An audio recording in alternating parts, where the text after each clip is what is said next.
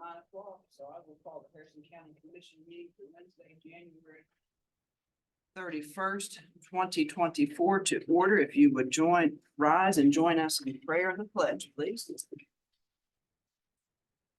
Heavenly Father, we thank you for this day. We thank you that every day we have the ability to remember that you came to serve and not to be served. That your presence is everywhere in this room and everywhere anyone wants you to be, because they can push you away, but you're going to remain there. We ask you that all the individuals in this room have a wonderful day, a safe day, that they return home safe to their families and enjoy the comfort of home. In Jesus' name we pray. Amen.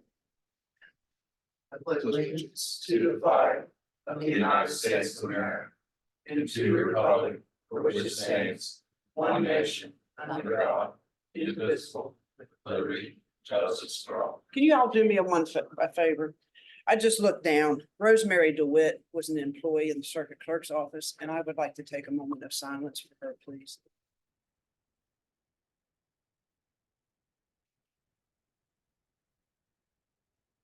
Thank you.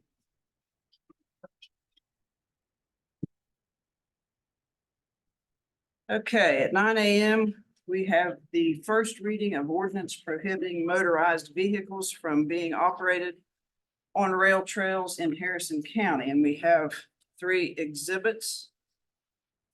And before we read anything, I believe we need to pick an exhibit, the one that we would like to utilize. Does anybody have any preferences?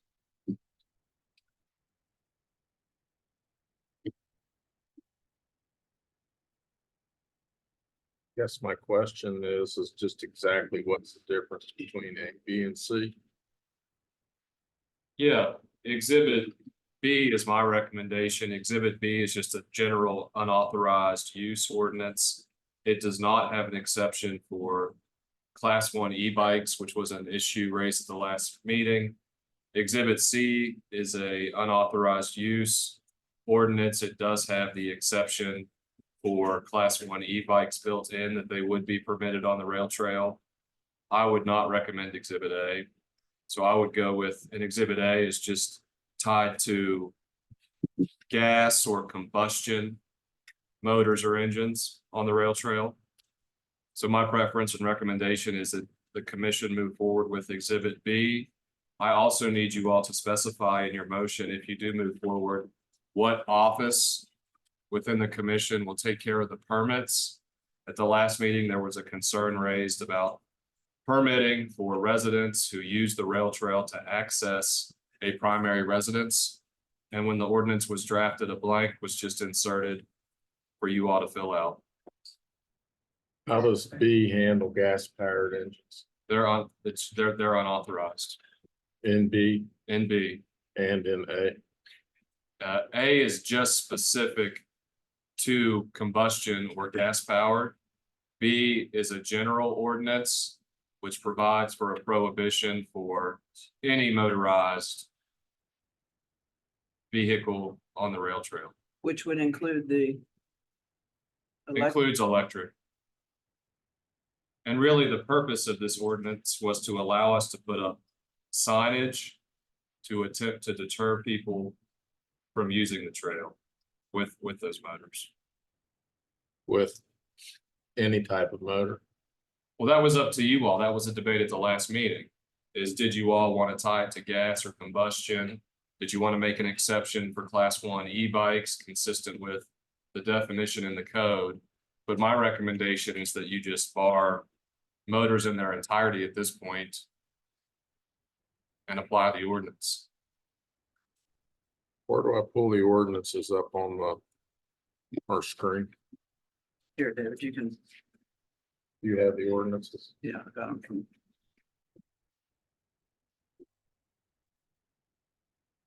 Madam President, I'll make the motion that we go with Exhibit B, based on what the county attorney has said, and that the comments fall on the Park and Recreation. Chair,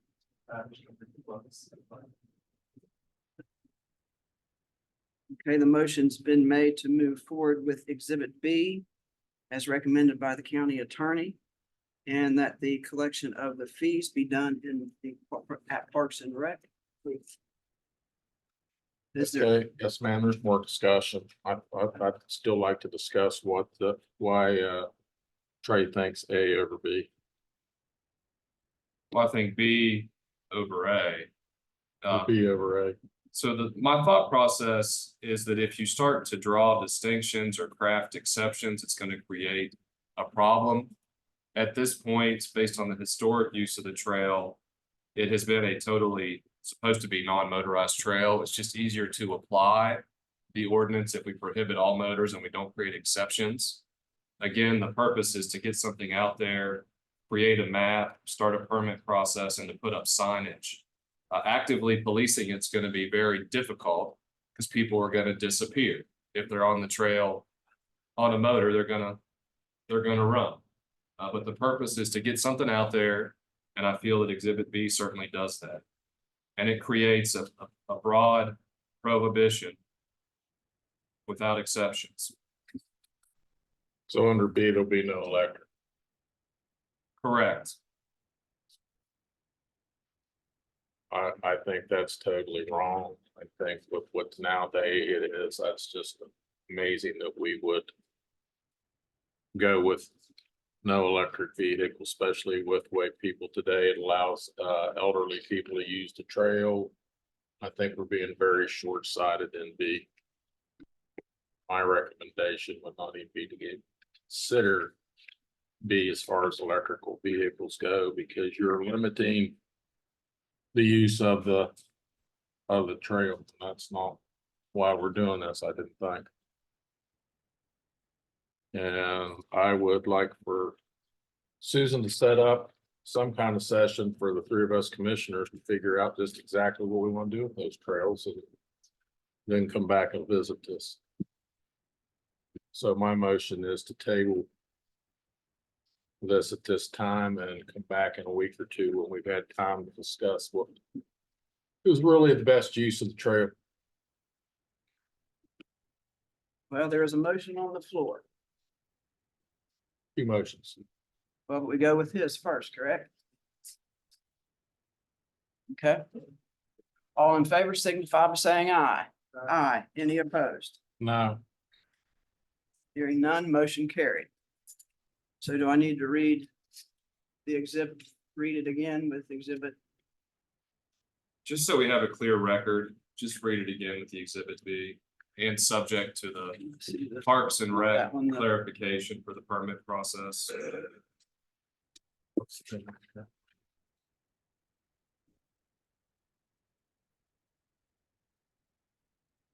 I would note that Exhibit B was also the ordinance which was recommended by the Rail Trail Authority.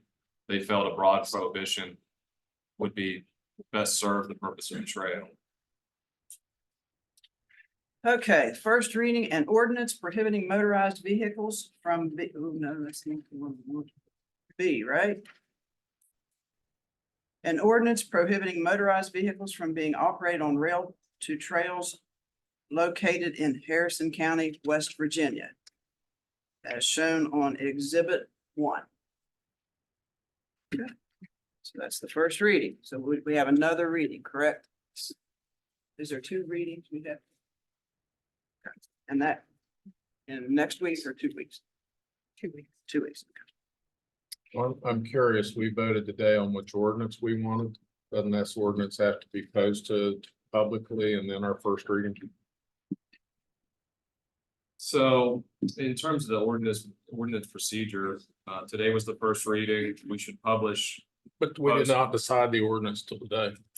understand. So we decided today to go with Exhibit B. So is that Now been we should, published? now we should publish. So we haven't had a hearing yet. We have not had a hearing yet. Today was a decision which path to go forward. Based upon last meeting, you all asked for models, and that's what I tried to provide. Today we'll move forward and I'll work with Laura to effectuate your all's vote. So the 9 AM where it says first reading of ordinance prohibiting is not correct. And that's not a correct agenda item because we hadn't determined yet what our what way we were going. Well, no, I was asked to bring back 3 examples For us to decide on. for first reading of the alternative models which you all wanted. I mean, the ordinance, if you want to flesh out the e-bike issue and the class 1 e-bikes, we can make amendments in the future if need be.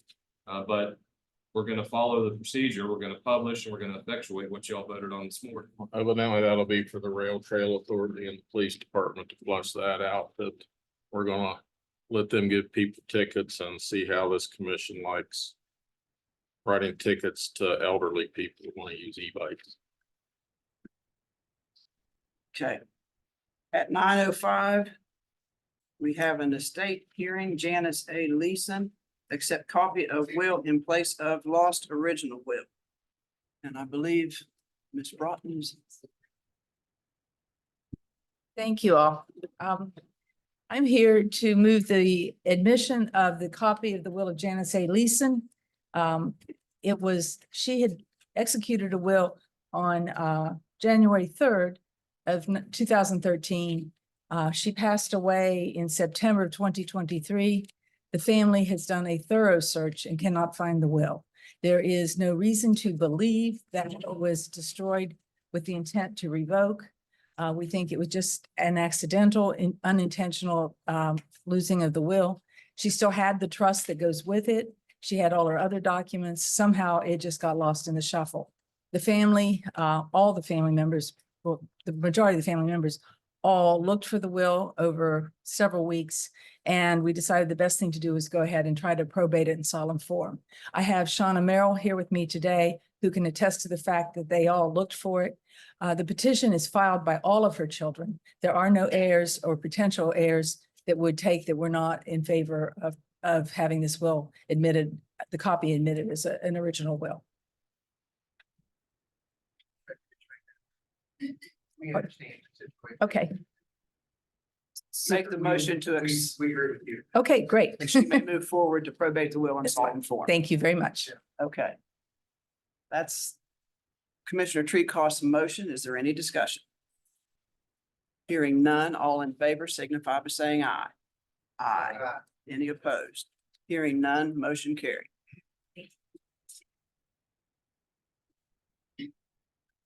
Okay, 9:10, we have a special funding request, Operation Firm Handshake, Martin Broderick. Hey, Martin. Can you step over to the? So everybody can hear you, over to the, oh, well, however, it's easier to get to the podium.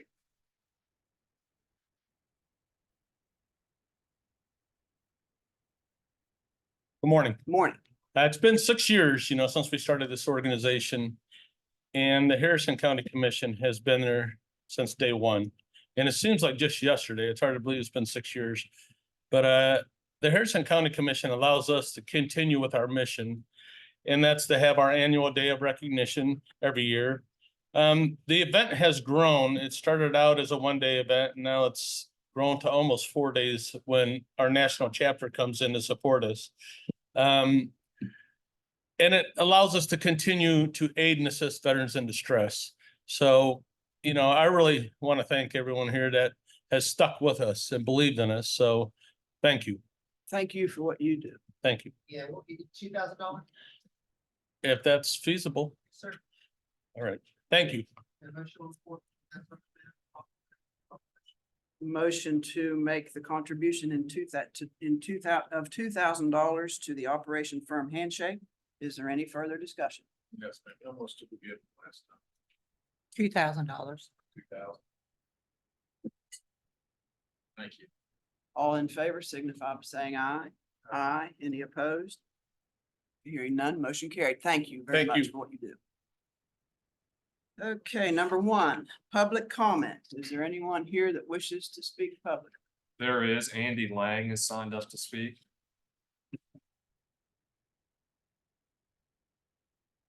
Okay, good morning, everybody. morning. How's everybody doing this morning? Going all right. How about you, Andy? Good, good. Good. I'm Andy Lang, the mayor of Bridgeport, and I'm here today to speak concerning items number 12 and 13 on the agenda today. I am here representing the city of Bridgeport as mayor and with our concern about these two agenda items. I will speak about the two agenda items separately. As for item number 12, it refers to the extension of the Charles Point TIF district's both property tax and sales tax by 15 years. I'm here just concerned about the property tax TIF. The property tax is a mainline revenue for most municipalities in the state. And in the past, there has been last year some discussion over the potential of this extension into the future and refinancing of the bonds. And during those discussions, the city was included in those. But those meetings never really brought any conclusions to what the benefits or drawbacks are. And there's been no further since then until this agenda item came up today. Before action is taken, we would like to hear from the developer and the county of where the finances are with these TIFs and what are the future developments. I would assume from the languages in the document of the engagement letter for Steptoe and Johnson that the county has requested that process to be started. But like I say, we were not aware of any conversation about that. We've done a lot of research in a lot of our TIF documents that the city has because the city was an approver of the TIF when it was created. And all of those numbers and projections always lead back to a life of 30 years for the TIF. You know, adding 15 more years and making a total of 45 years, in my opinion, is just too long. You know, the city is a frontline government, just like the county, just like the Board of Education. The dollars are collected here in the county. They're spent right here in the county. And as far as the city goes, with those tax dollars that we would receive from property tax, we do receive from property tax. We do fire, EMS, police, water, sewer, snow plowing, street lights, paving. I mean, we even pay the electric bill and change the light bulbs and the stoplights. That's the responsibility we have for what's inside the city limits. And we need to protect our revenue stream. You know, the legislature from time to time has come up many times about changing and wanting to do away with B&O tax. So the city has to work hard all cities have to work to protect their income streams. So we respectfully ask that this item be tabled until we all collectively understand where we're going and where we're going with the TIF. The next item is also item number 13, which is the extension of the White Oaks TIF by 15 years. Again, the city is frontline government, providing many direct benefits and costly benefits to the development. But with an additional concern, trying to understand the White Oaks extension, we know that most of White Oaks has been developed within the TIF. And I would assume that if a large amount of TIF dollars were used in an extension, that would be taken out of the city for development. We've not been aware of anything of where the development's going. So once again, we respectfully ask that this item also be tabled until we can all collectively understand where these are going and what's the benefits. Because we, the city, support TIF. We support it as a tool for economic development, and it's a good thing. However, like any government program, misuse can lead to an end result being a significant detriment to a community in the future. And we just want to make sure that we're all working towards the right thing. Thank you very much.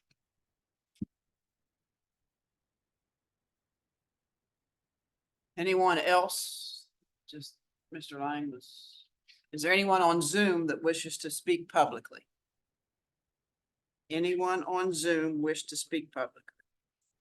Hearing none. Move on to number 2, consent agenda. What's the pleasure? Motion to approve consent agenda. Is there any discussion?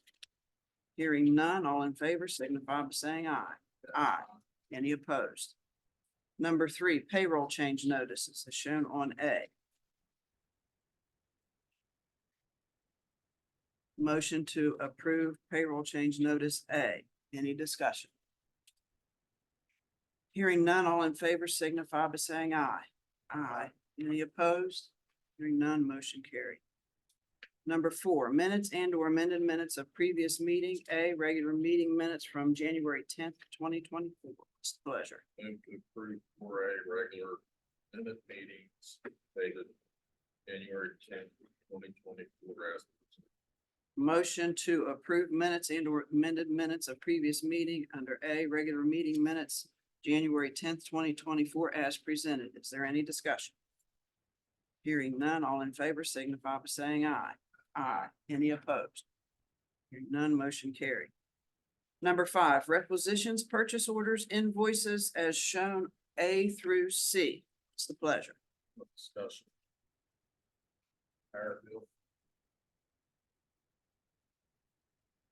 Lake chart. Yes. Still, the list is being paid. It is on the list. It is being paid. And we have a plan in place to hopefully fix Because I won't sign another anything with late fees. with that on it. So, I'm not gonna sign to pay another late fee. And you can, or you can, No. it's gotta be, I mean, they're supposed to, Understand. because we don't get the bill through in time. Every week isn't fast enough.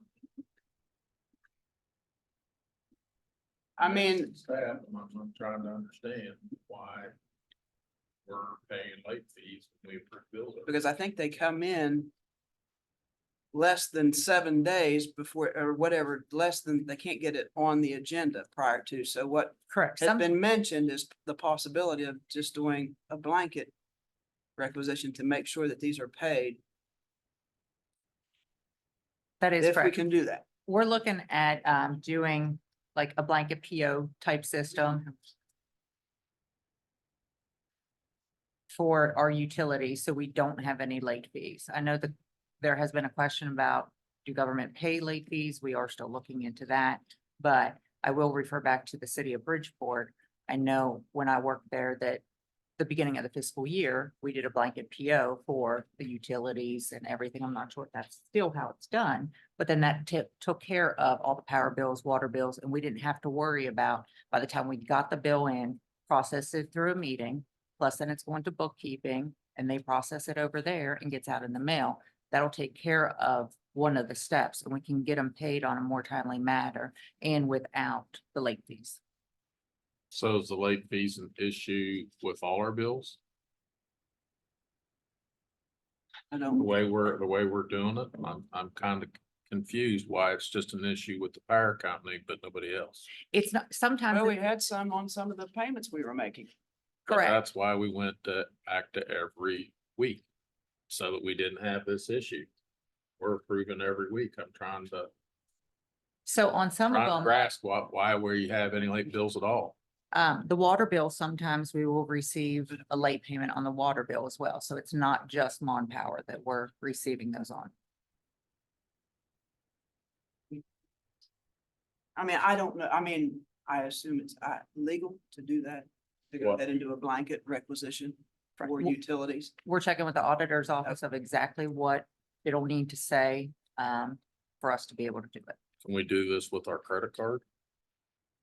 Hazel was gonna check on that because they have to pay fees for a credit card. And the fees were, I mean, More I than don't the know what late they were more than the fee. So.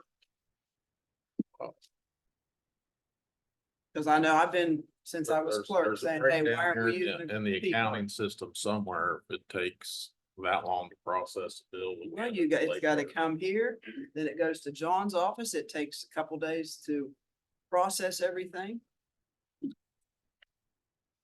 Doesn't happen overnight. It'd be nice if we could just write a check when we got a bill, but can't do that. But we could do it if we could do a blanket requisition.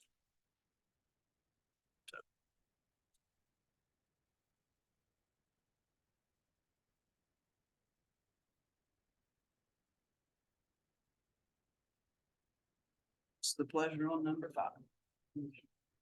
Motion to approve number 5, A through C.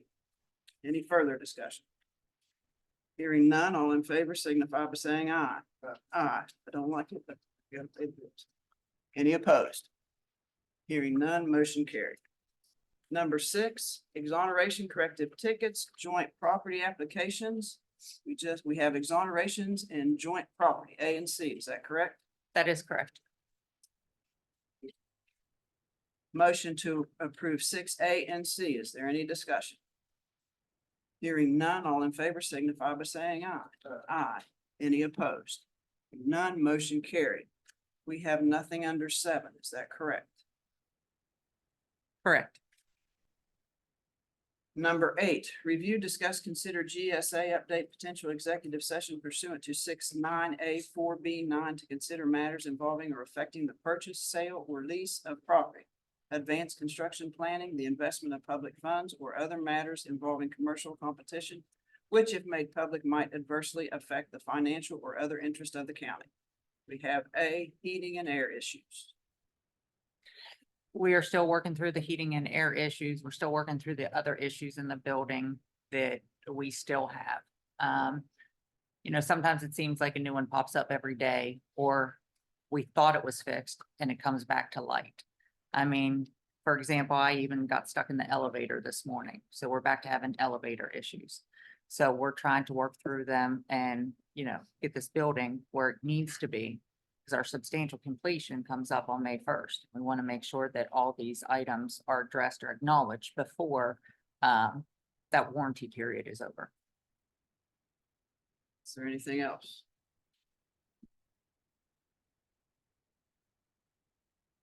Hearing none. We'll move on to number 9, but it appears there is nothing for number 9, correct? That is correct. Nothing for number 10? That is correct. Number 11, review, discuss, consider a resolution in support of the Voluntary Farmland Protection Act. So the rundown that I can give you is evidently they are talking about a bill that would change the way that the Farmland Protection Act has been in effect. That, and I believe Billy Suon can speak more to it. But from my understanding is they're looking to put a time frame on if a farmer puts his property in an easement, it's the easement for the life. They're looking to put a time limit of 25 years on the easement that they purchase. So we definitely don't want to see that if a farmer chooses to put his land into an easement, we don't want 25 years from now, his choice be taken away or changed. That was not his intention. You know, that is not why he went through these process to get his farm into an easement and protect it for those purposes. So it is asked that commission would sign this resolution, and also we'll send this letter to Charleston and, you know, our support of not changing anything, that nothing needs to be modified with the farmland protection. Do you want to say anything, Bill? By doing that 25 years, it guts the program. It violates IRS rules. I can't explain the IRS rules, but that's one of the major concerns. And of course, if you put an easement on your property, like when I bought my property, I had gas line easements. I've got 2-inch gas lines laying on the surface, but the people before me had signed those easements, and you know, just like, so you need to consider what easements are on land before you purchase it. This is a volunteer program. I know I put mine in it because I want it to stay that way. It's open space, and so that's why if we can get support of the commission, it will help stop this thing from getting a bill number and move it any. Bill, is this for 25 years on any easement or just farmland protection? Farmland protection. Easements only? Yeah. Yeah, And and I said, well, could you put 25-year limits on my gas line easements? Of course, you know, that didn't go over too well. and they haven't explained how it's going to affect the IRS exemption that comes along with granting the easement. Yeah, it violates their rules, Dave, but I don't know exactly. I'd have to get the state director to clear that up. I don't know exactly how the IRS rules worded, but she told me that it violates their rules and that it pretty much guts the program. They would step in and say, okay, West Virginia, you know, you're not doing this right, and would not want. Who's supporting the bill? Barrett, Senator Barrett. He also has to have a personal. He does. And, you know, when you need to read your title searches. Okay, I make a motion to move that the Harrison County Commission by resolution support the Voluntary Farmland Protection Act. And for all 3 commissioners to sign it. Okay, motion's been made to approve a resolution to support the Voluntary Farmland Protection Act or the Farm Bureau, whatever farmland protection. Yes, ma'am. Would you please read it? Yeah, before your motion, may I please read it? That way everyone is. Guess I didn't get that. Resolution by Harrison County Commission in support of the Voluntary Farmland Protection Act, January 31st, 2024. Whereas the West Virginia Legislature unanimously approved the Voluntary Farmland Protection Act in March of 2000. Whereas since 2000, over 44,000 acres of agriculturally important farmland has been permanently protected in the state of West Virginia for current landowners and future generations. Whereas the agriculture community of Harrison County provides sources of agricultural products for the citizens of the state, the nation, and internationally. Whereas the agriculture community of Harrison County enhances tourism, protects worthwhile community values, institution, and landscape, which are inseparably associated with traditional farming. Whereas the Voluntary Farmland Protection Act 8A-12 enables Harrison County landowners to voluntarily protect their agricultural property through perpetual conservation easements held by the Harrison County Farmland Protection Board, thereby helping to control the urban expansion, which is consuming land, topsoil, and woodland of the county. Now therefore, it be resolved that the Harrison County Commission reaffirms its commitment to the perpetual preservation of Harrison County's agricultural resources as enabled in the Voluntary Farmland Protection Act 8A-12-1.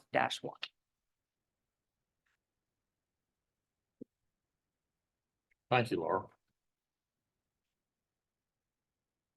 Any further discussion? Hearing none, all in favor signify by saying aye. Aye, any opposed? Hearing none, motion carried. Thank you. Thanks, Bill. Thank you for your Keep, continued keep, keep support. us informed, Bill, on what's going on. I We sure need to say something. Thank you. Thank you. Number 12, review, discuss, consideration of approval of engagement letter with Steptoe and Johnson for the provision of legal services to the county commission relating to preparation of a new or amended project plans for the Charles Point Special Taxing District. Proceedings to extend the termination date of the property TIF district and efforts to restructure the bonds previously issued by the county commission for such special taxing districts. Susan, I have a question about that. Back in October 29th, 2021, this commission approved to do this. And I'm trying to understand why we're approving it again today. Tommy, can you, somebody answer me? We did this back on October 29th, 2021. And it was for the same purpose as what we're talking about here today.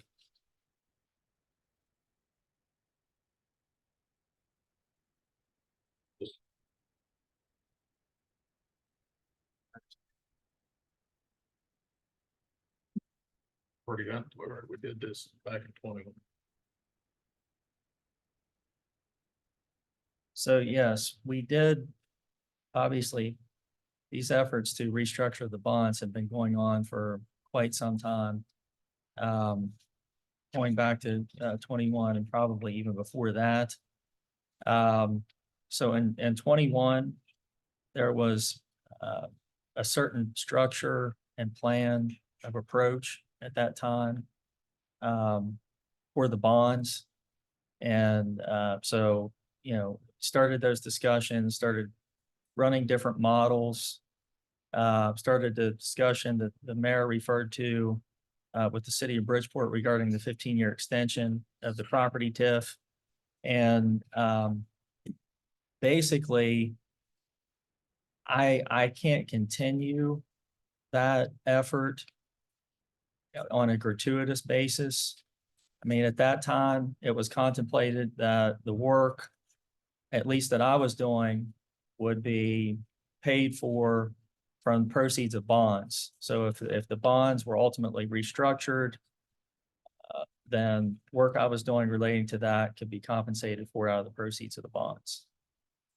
The obviously 21 to 23, now into 24, I can't continue to pursue that engagement for the commission on that basis because I can't, my firm can't continue to build up accounts receivable at the levels that we have. Continuing the discussions with the city and looking at different, looking at numbers and different structuring alternatives. If the commission does want me to continue that work, then it would have to be under this engagement. I guess again, you gave us an hourly rate back in October 29th, 2021 to work on bringing the potential of expanding these TIF districts. We also hired Municat. Well, Commissioner, okay, We hired sorry. Municat, and it was approved by this commission to hire Municat to go out and do a extension. We then hired Stiefel to do the same thing.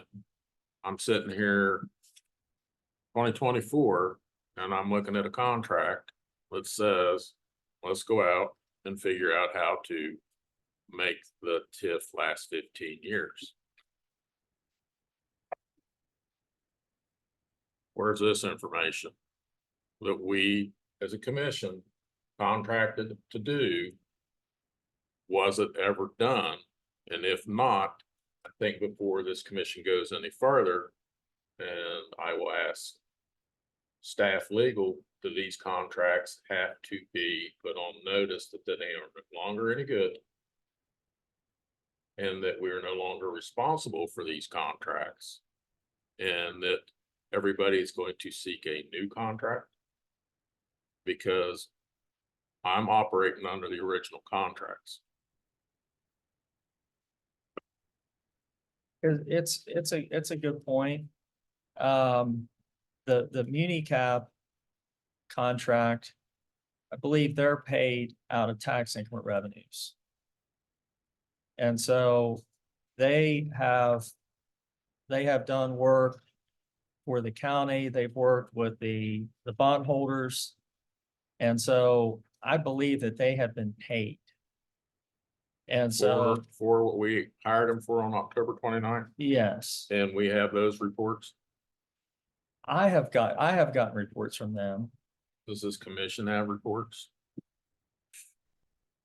Those reports were shared in connection with the meetings that were had with the city and with the bondholders and with certain commissioners.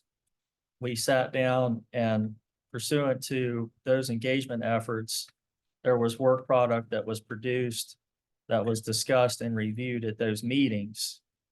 And then there was no finality reached at that time. Because I think additional discussions probably need to take place. For example, White Oaks doesn't have a cap and Charles Point does. Cap. With respect to, a cap with respect to, Changing any restructure. Maybe administrative. I think what you're saying is the engagement letter for Charles Point has a monetary cap, Right. and the White Oaks engagement is Oh. to be paid That's out. how I know that we got the information we're talking about. so on White Oaks, with respect to White Oaks and that district and their bonds in particular, there has not been any work with the city and with the county with respect to looking at the 15 years. So that would be a We're new on effort. track. I want to know, Charles Point, I have a signed contract with Stifel, Unicap, and you Yeah, to do work, to extend the bonds. yes. There was nobody that told you that you wouldn't get paid according to this. You just said what you'd pay for what the hourly rate would be. If you've not billed us under this contract, if you'd like to have it to go back and look, I'm just trying to So understand. I looked at that contract before Okay. I sent this engagement letter. The last paragraph of it and the discussion about billing says that the fees that I referenced pursuant to those hourly rates would be paid from the proceeds of the bond restructuring. So you're asking us to sign a new contract over this one. Yes, So this one's being withdrawn? yes. And have you submitted that this is to be withdrawn? And that the commission is going to void this contract? I mean, I I'm not don't want sure, two contracts. I'm not sure the procedure that, I mean, the new engagement letter would simply replace the existing engagement letter. And what about the ones with Stifel and Municap? Those are still active. The problem, the issue with Stiefel is what they're primarily hired to do under that is find a purchaser for restructured bonds. And they had worked on that effort or to restructure the bonds with the existing holder. And those efforts were worked on, and pursuant to the meetings or the discussions that we all had over last summer, we got to the point where there were some items of impasse relating to how that would occur. And the city had made some requests at that time that as to things that they wanted to see happen if they were going to agree to a 15-year extension. And those conditions or requests, however you want to couch that, were communicated. And so those items, to my knowledge, are still being worked on. Again, these exist, they're 2.5 years old, Yeah, and you're asking for another agreement on top of these. not those. I think those are still active. And what are we getting for I'm sorry. them? And what is the county received in getting for them leaving these open? Well, Stiefel, I mean, you're not going to see any work product from them until there's an actual deal to restructure the bonds. At which time there would be a bond model produced that would show the results of that restructuring. Up until that point in time, you won't see any work product from them. Municap, they have prepared projections under different scenarios based on my prior engagement letter. And they prepared those projections, and those projections were shared with the city and with commissioners, and were the basis for the discussions that we had last spring and last summer.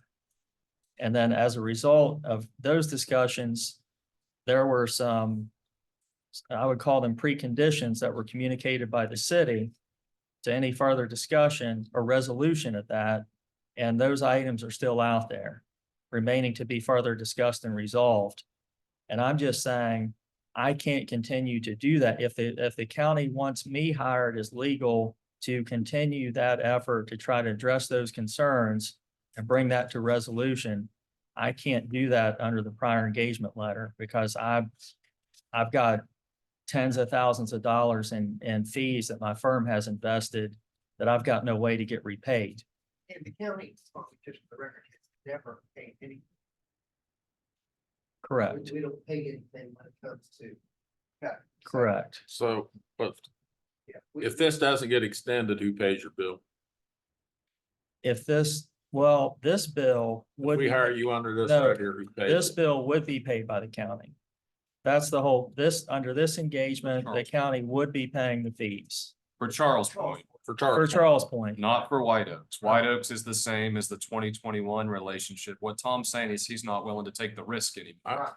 And I'm trying Correct. to understand where we're saying we're willing to take the $65,000 risk. that's a decision for the county.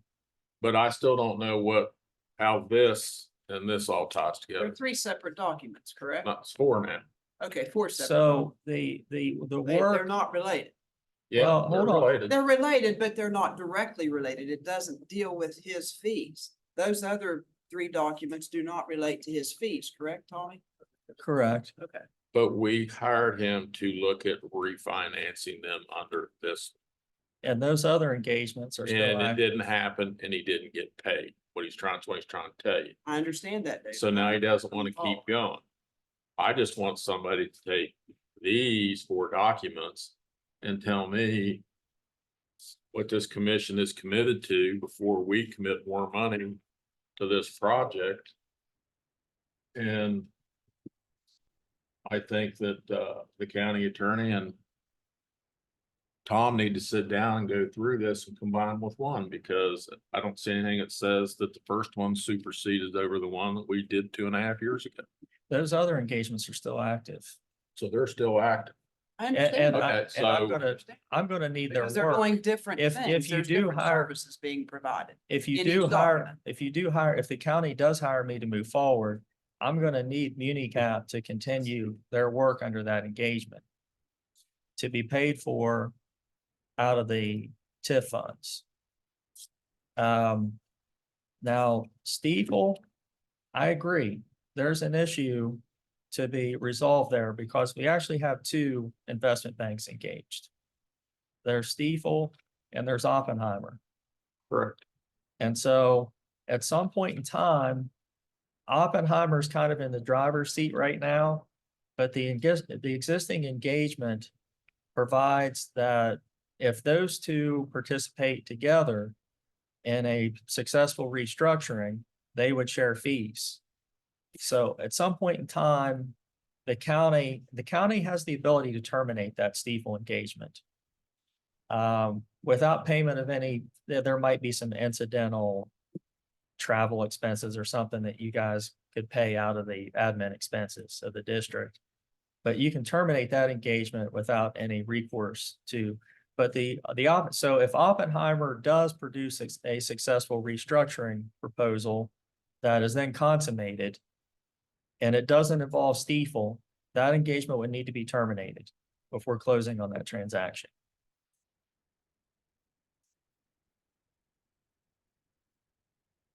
So an engagement letter will primarily involve the county commission, but the extent of the scope of work will involve interactions with actions to be taken by the district board. Does this commission have any say over the district board? No, And if the district board and this commission do not agree, what happens?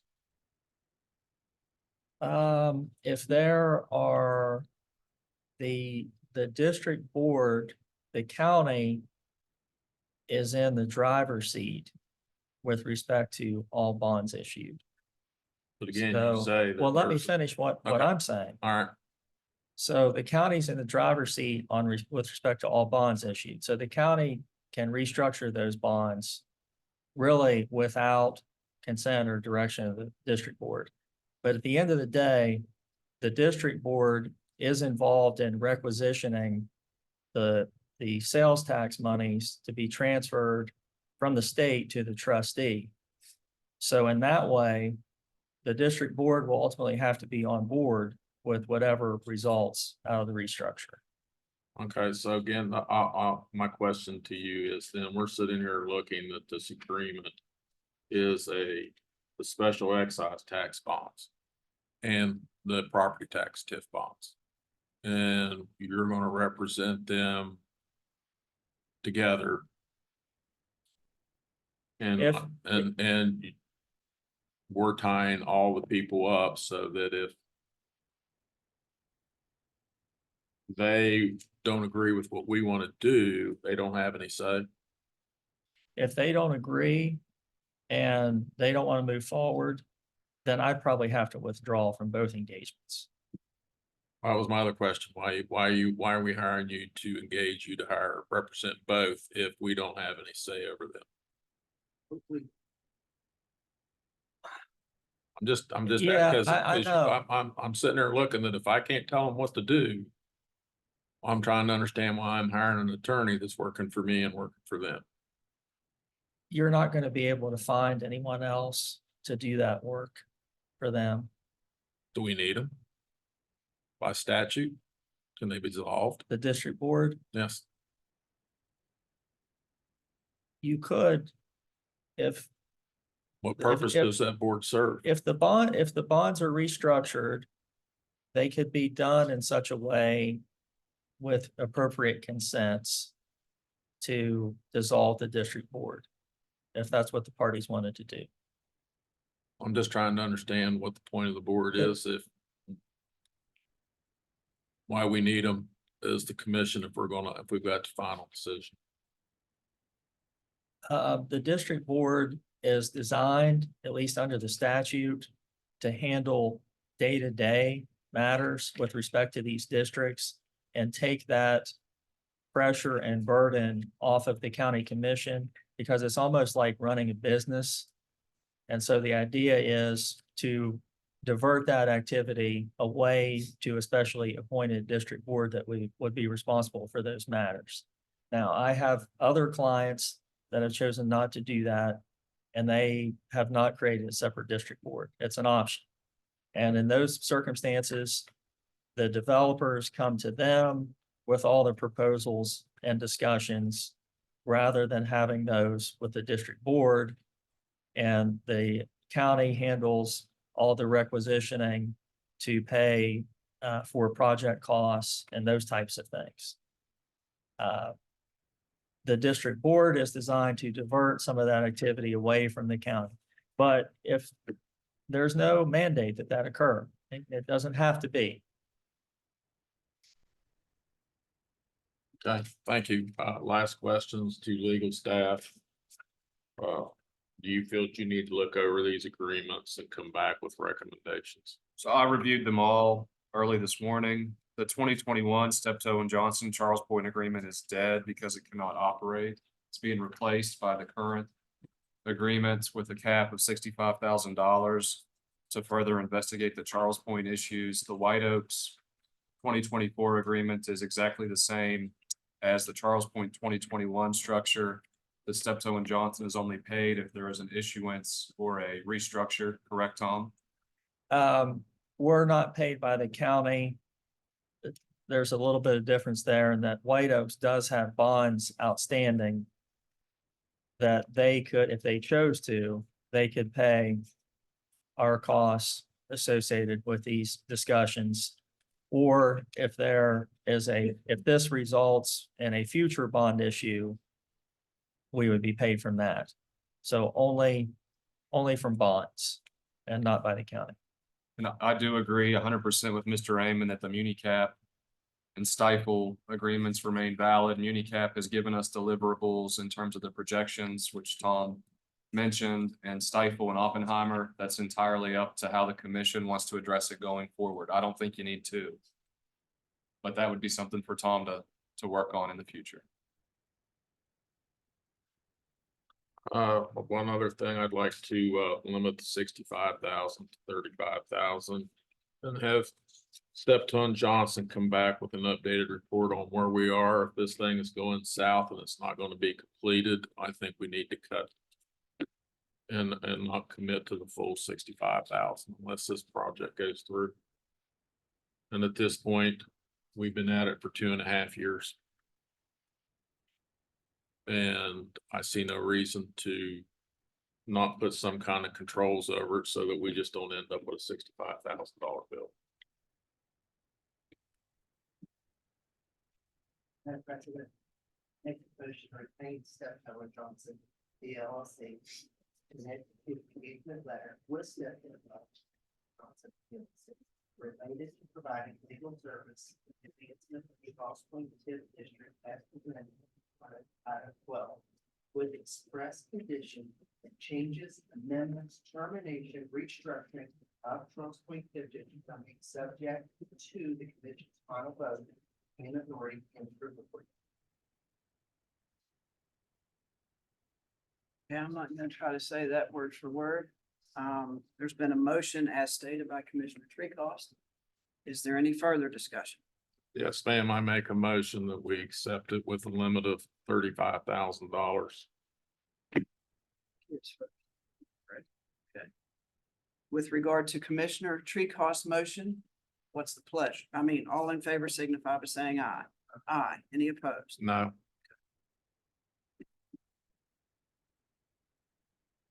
And Mr., you want to continue with your motion? please. Okay, Commissioner Hinkle has moved that I guess we were going to accept Steptoe's proposal with the exception of reducing the amount to $35,000. Is that correct? Yes, ma'am. Any discussion? Hearing none, all in favor signify by saying aye. Aye. Any opposed? No. Thank you, Tom. Number 13, review, discuss, consideration of approval of an engagement letter with Steptoe and Johnson P. LLC for the provision of legal services to the county commission relating to preparation of a new project plan for the White Oaks property TIF districts, proceedings to combine such TIF districts and extend their termination date and issuance of additional tax increment revenue bonds or restructure of existing bonds previously issued by the county commission for such TIF district. I think are there any questions of Mr. Amon for this one? Yes, ma'am. I'd like to know how, the TIF district will be restructured. What is your intentions? Or what's White Oak's intentions if White Oaks would like to stand up and talk about their intentions? On restructuring. I'll address part of that. And then I'll invite High Tech if they'd like to say anything to address the other part of it. So the engagement, if approved, would be for the purpose of having me engage in discussions with High Tech and with the city, and also with the placement agent for the district, about what's possible and what would be the best approach to restructure the district in the bonds. And therefore, I don't have a definitive answer on that right now, but the purpose would be to explore that. I don't know if anyone is here from High Tech that would want to address anything else with respect to that. Oh, on Stanley. As I believe you all know, we have always gone out, borrowed money to do development and bought our own bonds. We've never tried to place them and put anybody at risk. And therefore, we have taken small steps as we've gone along to do the development. And right now, we have approximately $100 million, which includes vertical construction, that will be going out to bid and be done in the next 2 years. Roughly 100 million. Can you identify yourself? Sorry, Oh, I'm sorry, I'm Ron Stanley. everybody knows you, but get it on the record. We have other projects which we would like to do. It will take a little while to get there because of where interest rates are and where the economy has been. In particular, we have approximately $50 million of pure TIF work that would likely be done. But again, we have never taken that big step, borrowed the money if we didn't feel comfortable that we would be able to pay it back. It's a combination that, well, I don't even want to get into the specific details of what is in process. Right now, you have two separate TIFs, if I understand. We do. correct.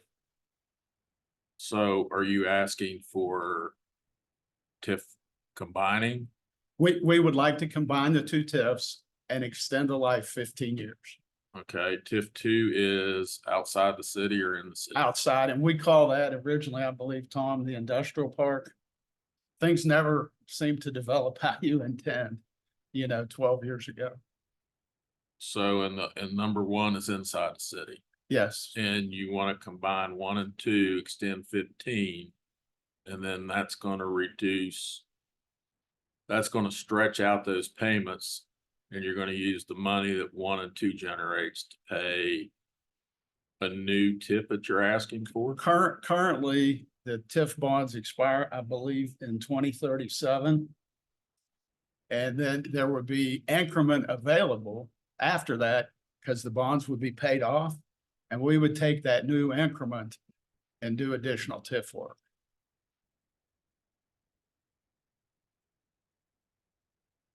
So I guess what I'm looking at is right now, in 2037, the county and the city would begin receiving their full taxes. If this is extended, no. If it's extended, no. County and the city will not get any tax, and those tax dollars then will be moved over to pay for the new bonds you want to issue. There will be some tax dollars received, but yes.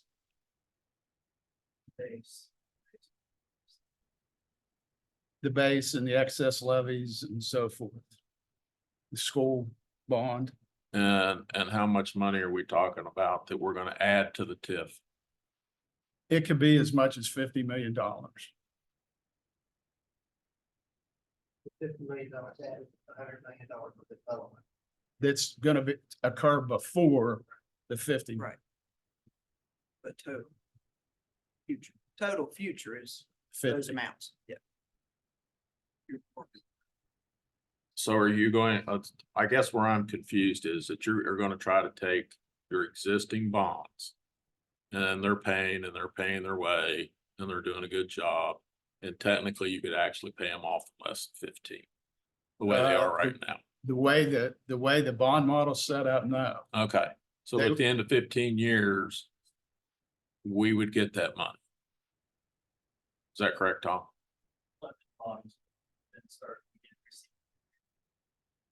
Okay, and that's what you're asking the city and the county to give up again for 15 years. correct. And when both parties do that, how does the city make up for its lost revenue to take care of the streets and everything that they committed to? Part of that I don't want to talk about right now in public. However, the city is generating a lot of B&O tax. They're generating hotel motel tax from 4 hotels. And it has created economic development within the city. I don't know how many people you have in your building, Tom. You have Berkshire Hathaway, which was going to leave the city, and we managed to get them to stay. So there are over 2,000 people a day that work in White Oaks that support businesses within the city. I understand that, but when everybody sat down and made this commitment, that didn't exist, and everybody agreed 15 years, and everybody would start getting their money back. Now we're asking for another 15 years before they get their money back. And I think White Oaks, has shown a positive track record, lived up to our word. We haven't asked anybody to take the risk to buy bonds that were not fully funded. And just add to the record, just because we mentioned your $100,000 of development, we have to stay with another $50 million on the other side. Correct. We have a hospital that's gonna be $25 million. So we're not acting like this isn't a bad thing. I'm not saying it's a bad thing, Patsy, but it's, okay. We're talking $175 million. Development, Harrison County, West Virginia. That's on a 9-mile stretch. That doesn't include the rest of the county that we represent, St. Louis. Right. Pretty good, guys. You say it again, $175 million of development. 51 other counties in the state of West Virginia, which they were. Adam, I'm not through asking questions, Patsy. And if you need to go, that's your choice. The comment was made at 175 million, but it still comes down to if that city, and we know what's happened in Clarksburg and other cities, if you don't make sure a city is financially successful, it doesn't matter what they spend. And when the roads go down, the utilities go down, it doesn't matter if he spends 100 million or 200 million.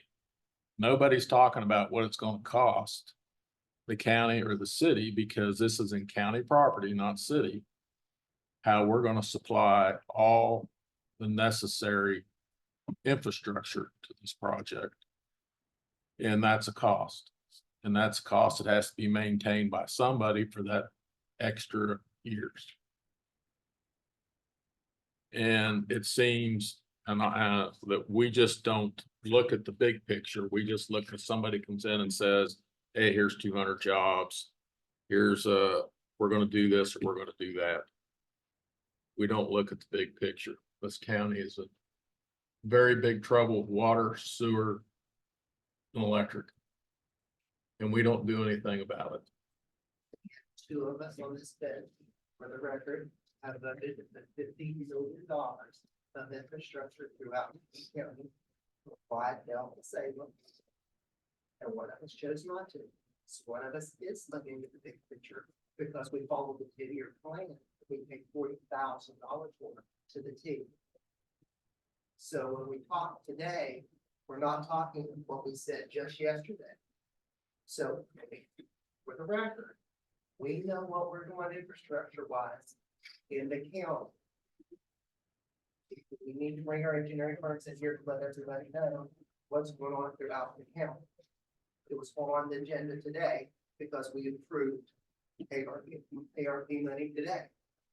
So, Madam President. So let's just finish that one little tidbit, Patsy. Well, this We has had, nothing to do We had with, money. No, he brought it up. I didn't. So. well, then I'm gonna end it right here. No, Yes, you I can't am. end it Yes, because- yes, you I can can. Try to end it, but I'm still gonna say it. This county commission had the chance to take that ARP money, keep it, and use it for we gotta matching argue. grants and not spend 15 million, but we could have matched up 50, 60, 70 million. And we had two commissioners that couldn't see that because they couldn't get out behind that they made promises to certain PSDs. And if Mr. Treecost wants to talk about how he went behind this commission's back and made special meetings with certain PSDs that they got money, let's talk about it. Because I don't think he wants to talk about how the ARP funds got divvied up in this county instead of sitting down there at the end like he did something great and wonderful for Harrison County. Okay, let's move on. Madam President. Yes. Team Stephen Johnson, be it Russell. Vivian. Letter with Stephen Johnson, be it Russell, related to approve legal services for the advancement of White Oaks TIF district as presented in agenda item 13. With the express condition that all changes, amendments, termination, restructuring of the White Oaks district remain subject to commission's final vote authority. Again, I'm not going to try to repeat that word for word. So there has been a motion made by Commissioner Treecost as stated. Is there any further discussion? Hearing none, all in favor signify by saying aye. Aye. Any opposed? No, Thank you all for your time today. Appreciate it. Number 14, review, discuss, consider allowing county administrator to engage with appraisal services to get updated appraisals for county property.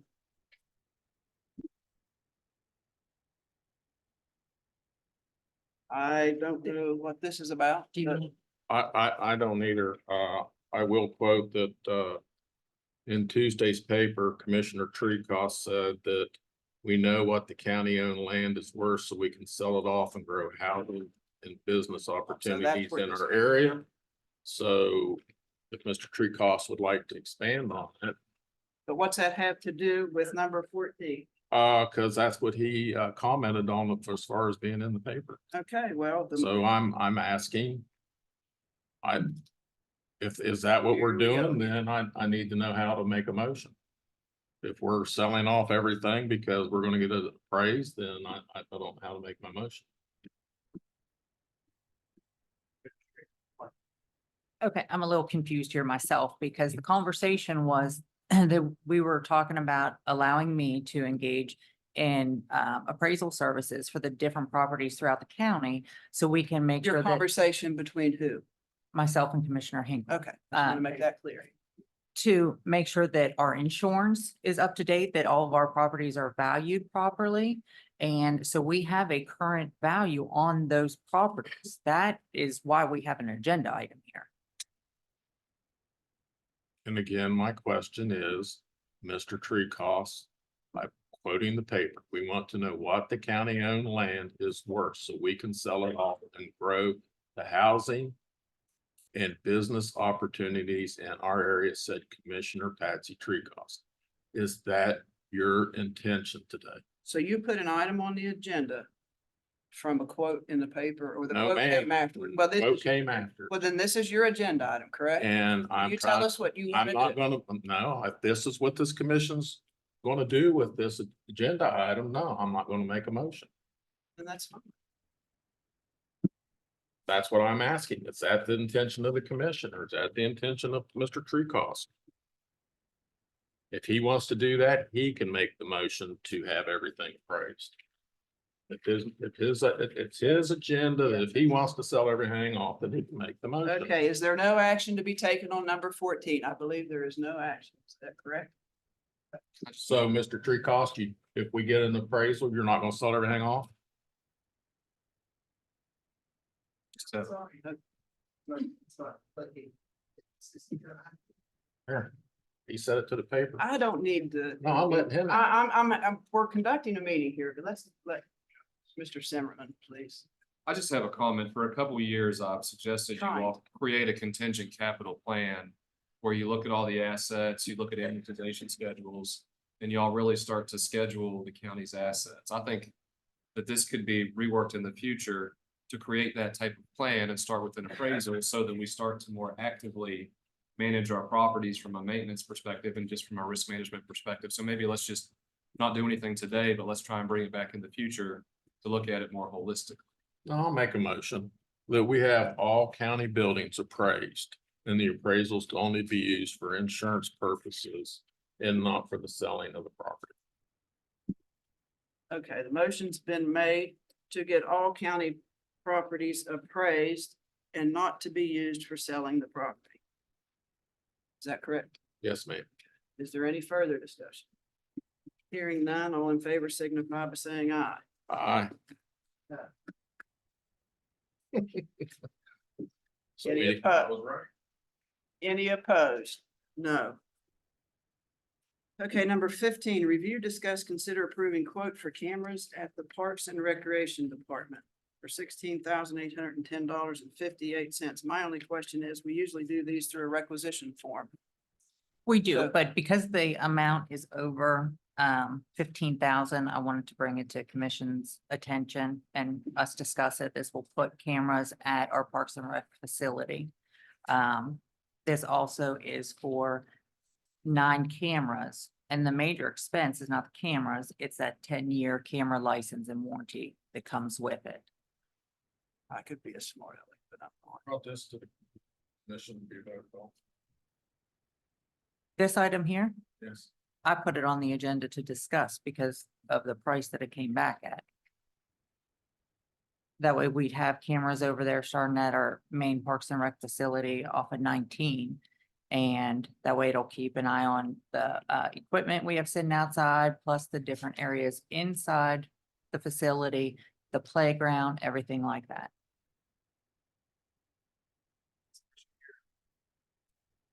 So I believe so. explain the expansion of the camera system in the rest of the county parks. It can, they can all tie together and talk together and we can have them at all the other parks. Cause we don't right now, and this at least could be a start as we branch out and get these parks more active and more secure. What kind of money are we looking at there? It depends on how many cameras we'll need at the different parks and if there's ability to have Wi-Fi, what kind of router or hotspot we would need, but that's more in the future. We just want to get There's no started. cameras at Parks and Rec Department right now.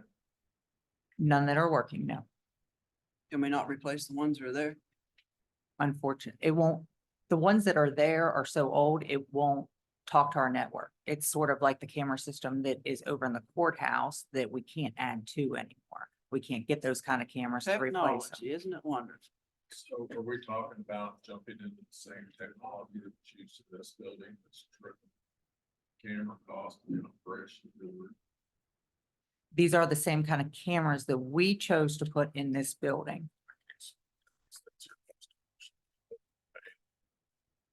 Unbelievable money. I looked at the quote the other day that.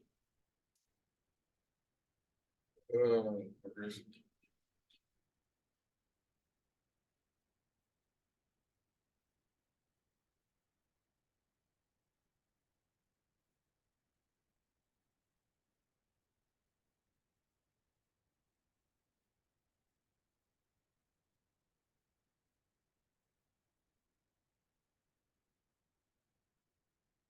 I don't disagree. That's a lot of money for just one camera system for one building. Is that the only quote they got? Are there two other quotes? You know me. Says we paid $111,000 for a 10-year license to have these cameras. Well, that's whoever designed this building. But we didn't have to use these technology, but that's what was recommended by IT. I would like to add something to that. When we first bid out this building, cameras were included in the original bid out package.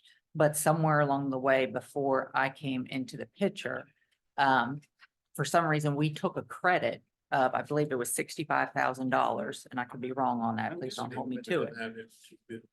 But we took a credit on those cameras, so we would go out and purchase our own at that point in time. So yes, at that, when we did the building and we chose the cameras for these buildings, we did choose these kind of cameras because they're very good and we have used them a lot. I don't think any of us can complain about seeing the video footage or pulling it up and watching the cameras if we need to. And if we need to put, faces in there to know that this person's not allowed in the building, for example, that's never happened. But we have that capability to use these cameras in a high-tech fashion that we never had the capability for the cameras that are over in the courthouse. So going back to my initial question, we did get two other quotes for the same thing. Not for the same thing because I suppose it's a sole source.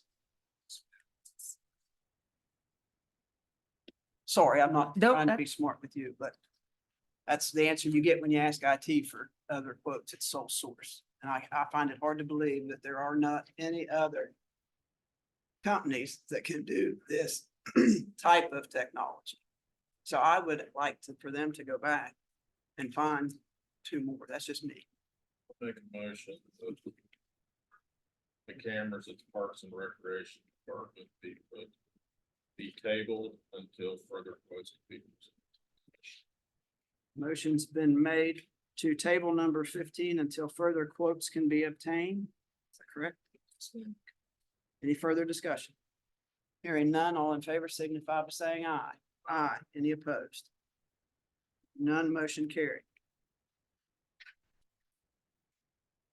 Okay, so I do have a few things this week. March 2nd is the day that the elected officials' budgets are due, which happens to fall on a Saturday. I'll be sending out an email about that. March 3rd is when Rocky's numbers are due, the certificates of valuation and rollback value forms. Today at 11 a.m. starts our Board of Equalization and Review hearings. Reminder that next week starts our new hours here at the facility, 8 a.m. to 4 p.m. I just got word this morning that FEMA has approved Harrison County's declaration from August flooding, which will definitely benefit us here at Harrison County and greatly to the city of Bridgeport as well, because they had a good bit of damage during that flooding process. So we were finally approved. And that is all I have.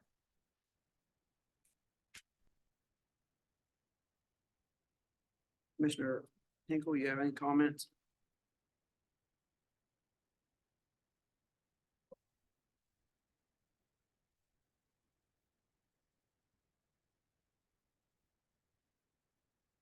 I think today this commission agreed to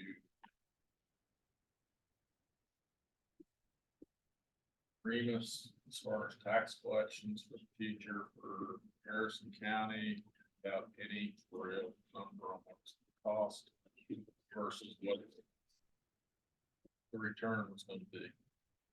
And it bothers me that we hold meetings like this, pass things like this, but we never discuss previously or beforehand what it's going to cost us.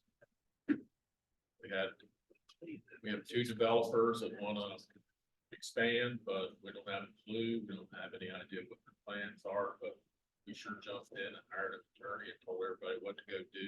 They didn't tell us what they were going to do in return.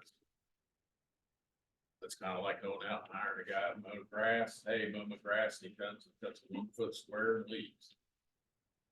That's just what we did today. We went out, we hired attorneys, and we have no idea what these developers are gonna do for what we're about to pay this attorney to do for us.